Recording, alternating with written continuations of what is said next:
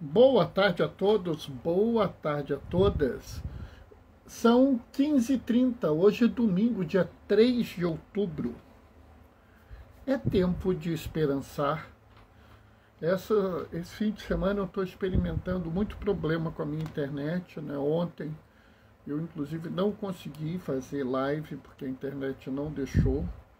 É até uma coisa estranha, porque até o 4G não funcionou direito, né? Eu desinstalei, reinstalei o Instagram para ver se melhorava. Vamos ver como é que funciona hoje, né? Vamos ver o que acontece, né? Vamos ver como é que fica essa coisa, né? Mas vamos esperar as pessoas chegarem, né? Hoje é domingo, então hoje eu faço uma fala melhor, né? Falo mais coisas, assim, não mais coisas, né? Eu falo de mais leituras. Eu tento colocar todas as leituras ao mesmo tempo, né? Para ver se a gente pode aproveitar melhor, né?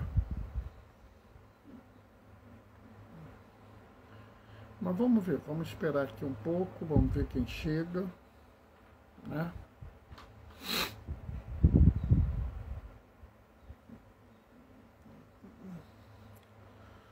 Enquanto isso, só lembrando, não estranhe, a partir dessa semana eu vou estar mais vezes aparecendo de máscara, porque eu vou estar trabalhando mais horas no hospital, né? Sempre que eu puder, eu vou estar de uma sala isolada, mas quando eu não puder, eu vou estar com a minha máscara, né? Não estranhe ela, tá? Faz parte da nossa realidade do dia a dia hoje, né? Fazer o quê? Vamos indo aí, vamos vendo, né?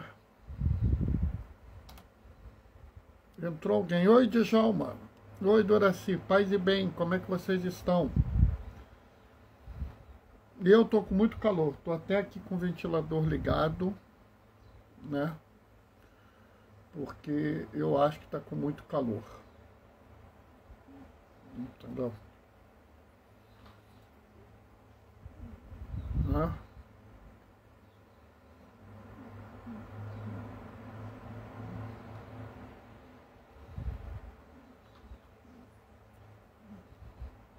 Você vê que de vez em quando ele venta aqui, até balança o meu cabelo, né? Vamos ver aí cada um chegar, né?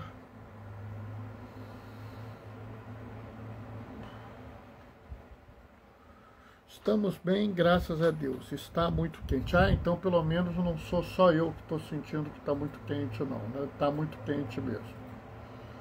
Menos mal. Menos mal.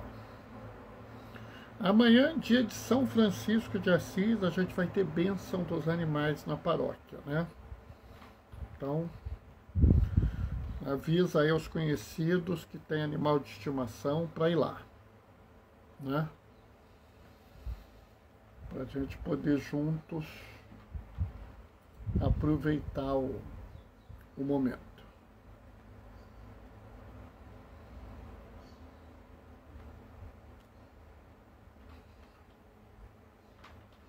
Tá quase na hora, tá? Daqui a pouco a gente começa, né?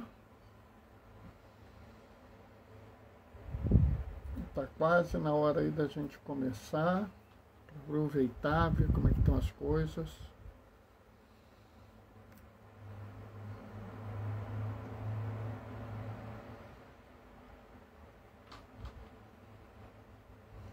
Eu tô olhando aqui as coisas do computador, né, por conta da leitura. A leitura de hoje é uma leitura muito interessante, né? Daqui a pouquinho a gente começa, porque ela é um pouquinho grande, ela tem que ser lida com cuidado, A gente vai fazer a leitura primeiro, né?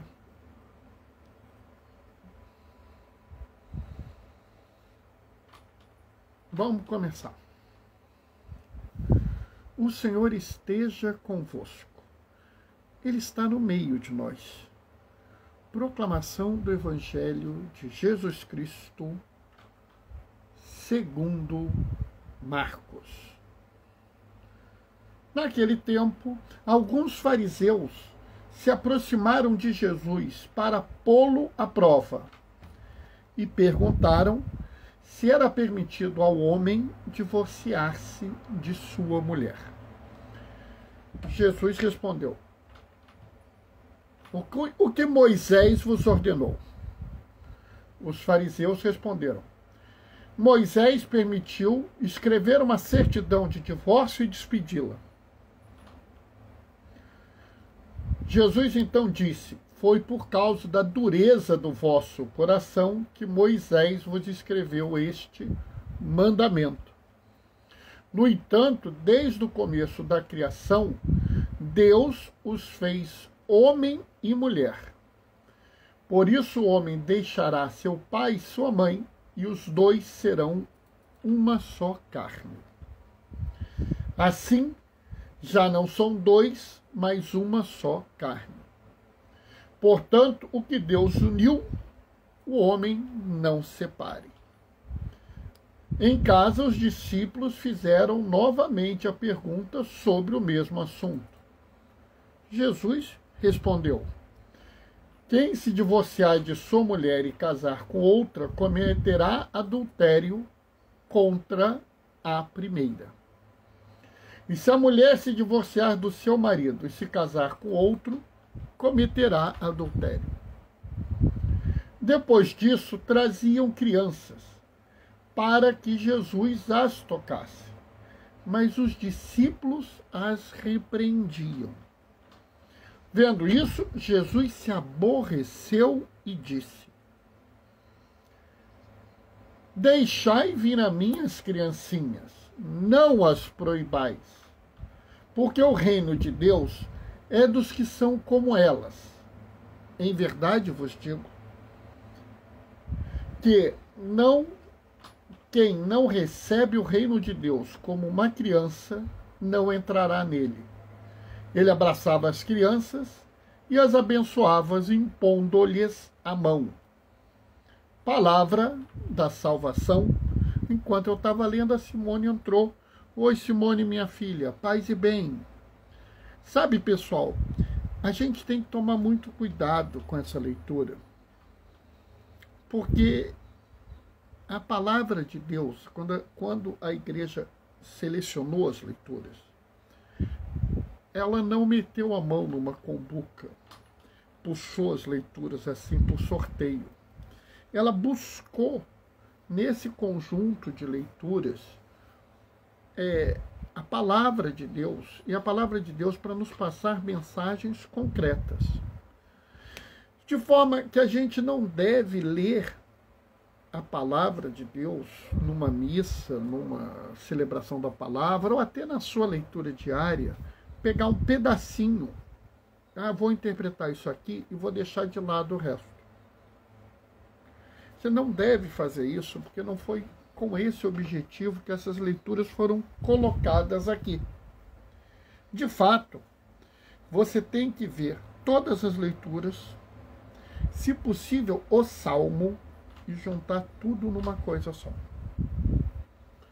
Por que isso é importante? Porque nós temos que observar que essas leituras nos falam sobre uma coisa que talvez tenha prestado atenção, né? Eu não sei se vocês notaram que essa leitura ela começa assim. Os fariseus foram lá colocar Jesus à prova. Só que quando foram colocar Jesus à prova, quando foram debater com Jesus, quando foram testar o conhecimento dele, ou apenas querer colocar ele numa cilada, né? Em suma, conversa, isso não perturbou Jesus. Jesus respondeu eles tranquilamente, né? Os discípulos insistiram no assunto, mas sabe, chefe, não entendemos direito, isso não explica melhor. Ele foi lá e explicou melhor. O que aborreceu Jesus? Olha, Elgarte, paz e bem. O que aborreceu Jesus? Foi esses fariseus irem lá conversar com ele e cobrar dele alguma coisa? Não. O que aborreceu Jesus foi quando os discípulos afastaram as crianças dele. E aí, me chama a atenção uma coisa. Vamos prestar atenção nisso. Se vocês olharem a leitura, a pergunta do fariseu é assim: é permitido ao homem divorciar-se da mulher? O fariseu não pergunta, é permitido o divórcio. Ele pergunta se é permitido ao homem se divorciar da mulher. Jesus fala assim, o que a lei diz? A lei diz que o homem pode escrever uma carta de divórcio e dispensar a mulher. Mas a lei não diz que a mulher pode dispensar o homem. Vocês notaram isso? Mas, Bernardo, não entendi. Para você entender, a gente tem que ir lá na primeira leitura. Olha lá na primeira leitura, o que Deus diz? Deus fala assim: não é bom que o homem esteja só, vou dar-lhe uma auxiliar semelhante a ele. É muito interessante porque ele não fala uma auxiliar, não fala uma subalterna, não fala uma escrava, uma auxiliar semelhante a ele. É muito interessante até que você vira e fala, Deus vira e fala assim, olha, toda a criação está aqui. Coloca o nome no que você quiser. Sabe, esse ato de colocar o nome significa que toda a criação foi colocada a serviço do homem. Foi colocada à disposição do homem. Mas o homem não encontrou uma pessoa, um auxiliar que pudesse ser semelhante a ele.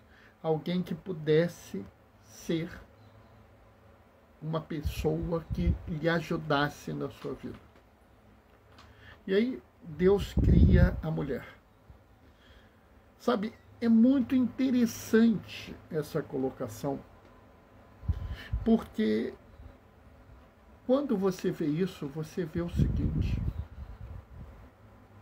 aqui nós temos o modelo da sociedade que Deus propõe e o modelo da sociedade que os homens propõem. É interessante isso. Qual é o modelo da sociedade proposta pelos homens? É o modelo da sociedade do fariseu. Do fariseu. O fariseu segue uma lei alimentada por um coração duro. Bernardo é quem disse que é coração duro? O próprio Jesus. Foi por causa da dureza do vosso coração que essa lei foi criada. Esse coração duro criou dois tipos de pessoa: o homem e o resto. Nesse coração duro dos fariseus, nessas regras dos fariseus, se criou dois tipos de pessoa: o homem e o resto. Observa que na visão do fariseu, a mulher não é pessoa de direitos, ela não tem direito. O homem pode dispensá-la pelo motivo que ele achar adequado, mas ela não pode dispensá-lo. O homem pode mandar e desmandar nela, mas ela não pode fazer o oposto. Sabe, eu acho muito interessante porque recentemente, né, com a volta do Talibã ao Afeganistão, muitas pessoas ficaram horrorizadas e diziam assim: uma mulher só pode sair se tiver com o responsável. Na época de Jesus, uma mulher só podia sair de casa se o pai ou o esposo autorizasse isso. E normalmente, quando a mulher saía de casa sem o pai ou sem o esposo, era para fazer alguma coisa para servir o pai ou ao esposo. Então, a mulher podia ir no mercado para preparar comida para um dos dois, mas ela não podia, por exemplo, sair para ir bater papo com as suas amigas. Nota. Do mesmo jeito que as crianças não eram pessoas. As crianças não eram sequer contadas. As crianças não eram sequer protegidas. Né? Na visão do judeu da época, na visão dessa sociedade criada pelos fariseus e pela lei, a criança não devia nem chegar perto de Jesus. A criança não devia sair e ficar perturbando um adulto. Né? E se a criança saísse e ficasse perturbando o adulto, é porque a mulher não está fazendo o papel dela. Então, você vê o seguinte, que essa sociedade criada pelos homens é uma sociedade fixada numa lei, uma sociedade fixada num coração duro e uma sociedade que cria dois tipos de pessoas. Qual é a sociedade criada por Deus? Primeiro, você tem um homem, mas você tem uma companheira semelhante a ele. Ou seja, Deus não separa o homem da mulher. Deus não coloca a mulher subalterna ao homem. E é muito característico isso aqui no Gênesis, quando você vê claramente, Deus coloca toda a criação para que Adão dê nome, ou seja, Adão é o senhor de toda a criação, mas ele não encontra na criação uma auxiliar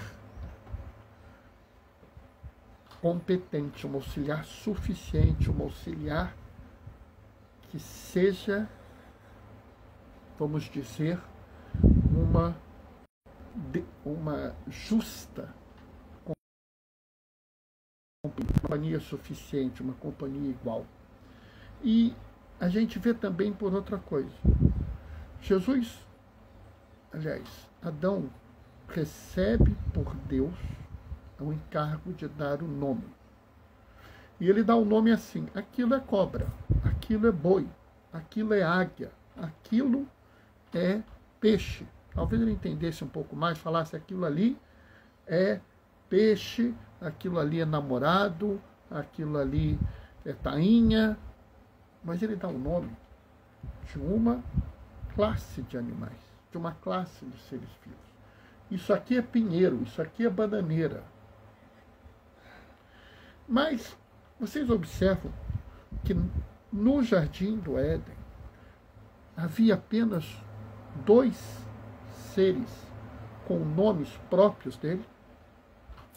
O homem chamava-se Adão e a mulher chamava-se Eva. Já no início da criação, o ser humano tem o nome seu, tanto que eles tiveram filhos, Caim e Abel. Não era filho, não era criança, era Caim e Abel.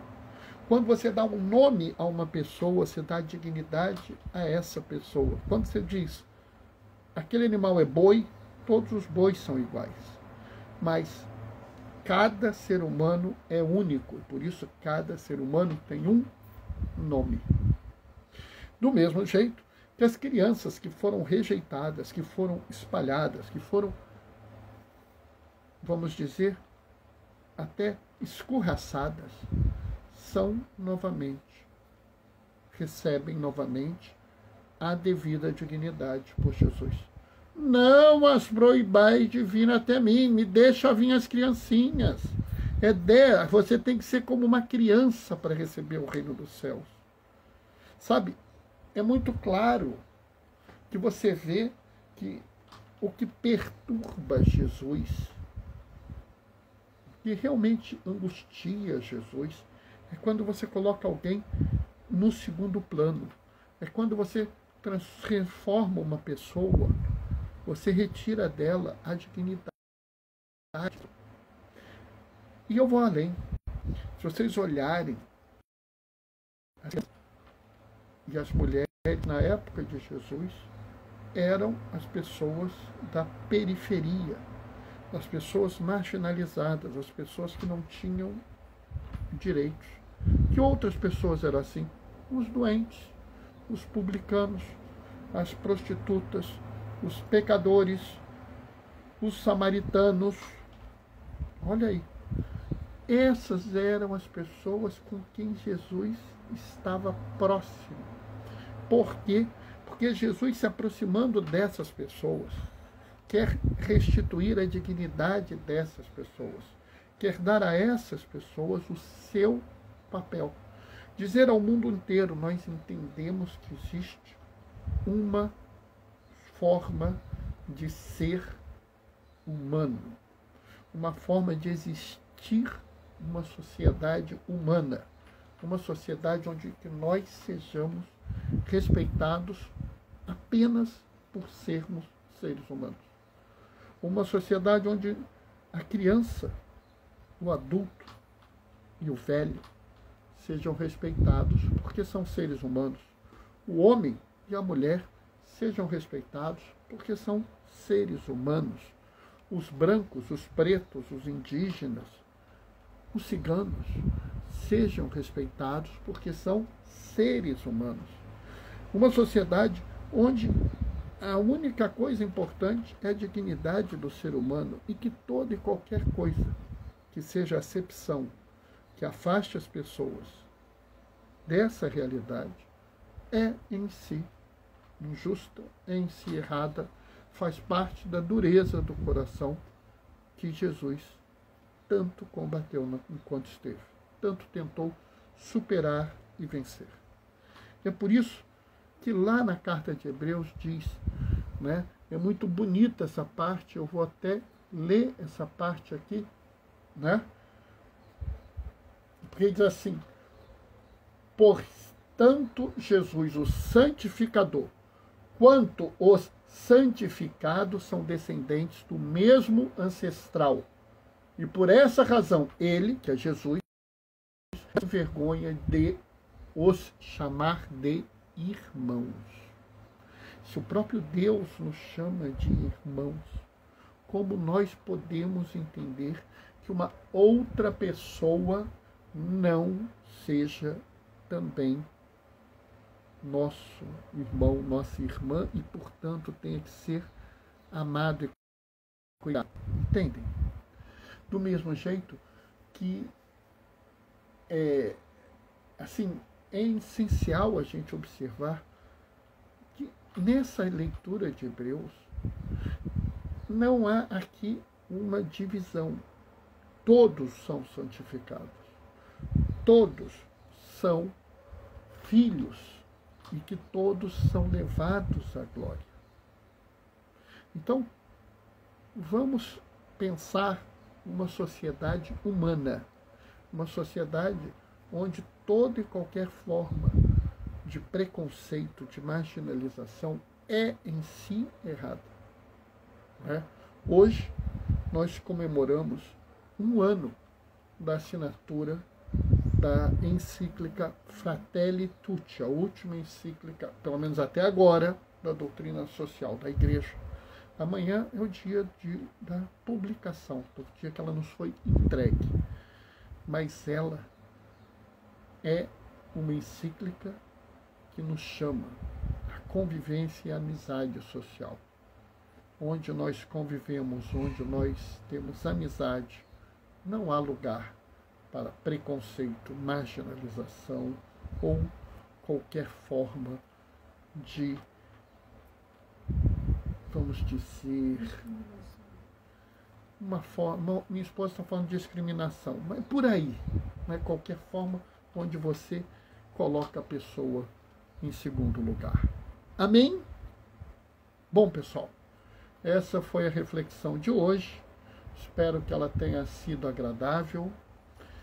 Também espero que ela tenha perturbado o coração de vocês, né?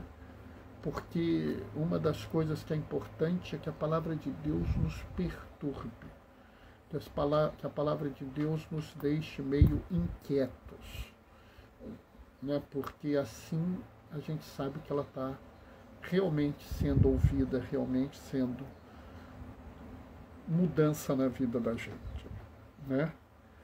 Djalma e Doraci estão mandando amém com mãozinha de oração, que bom, obrigado. Amanhã, pessoal, tem live às 3h30 e se vocês tiverem oportunidade, né, se vocês tiverem o seu bichinho de estimação, seja lá que bichinho for, tá? Seja um coelho, seja um passarinho, seja uma cobra, um rato, um cachorro, um gato, né? Sei lá, alguém pode ter um papagaio, sei lá. Traz lá pra gente dar a benção. Ah, Bernardo, eu não sou da sua paróquia, não tem problema, vai numa outra paróquia, né? Se for o caso, até pede para algum sacerdote, para algum diácono, para algum bispo, e se não tiver nenhum desses, peça ao líder da sua comunidade, ao ministro que lá estiver, abençoa o meu animalzinho, né? É claro que o ministro da bênção da igreja é o diácono, mas na falta dele, não deixa de pedir essa bênção, né? Simone está dizendo, estaremos lá. Que bom, Simone. E não se esqueça também que Francisco, ele não era um homem que apenas se preocupava com os animais ou apenas se preocupava com a natureza, ele também se preocupava com as pessoas, né? É essa a ecologia integral que Francisco, o nosso Papa Francisco, nos chama a viver, né? Vou me despedir, deixando aqui a minha bênção e marcando o encontro com vocês amanhã, 15h30 na live, ou logo após a missa das 18 lá na paróquia, ou até nos dois, se você puder. O Senhor esteja convosco. Ele está no meio de nós. Por intercessão de Francisco, desça sobre vós e permaneça para sempre a bênção do Deus Todo-Poderoso, Ele que é Pai, Filho e Espírito Santo. Quem puder, fique em casa. Quem precisar sair, usa máscara, tá? Teve a chance, toma vacina. Primeira dose, segunda dose. Quem tiver na hora, toma o reforço, tá? Hoje e sempre glorifiquem o Senhor, a vossa vida. Vamos nos comprometer à sociedade humana para produzir uma terra sem males. Vamos em paz e que o Senhor vos acompanhe. Beijos e bênçãos. Tchau, tchau. Terra sem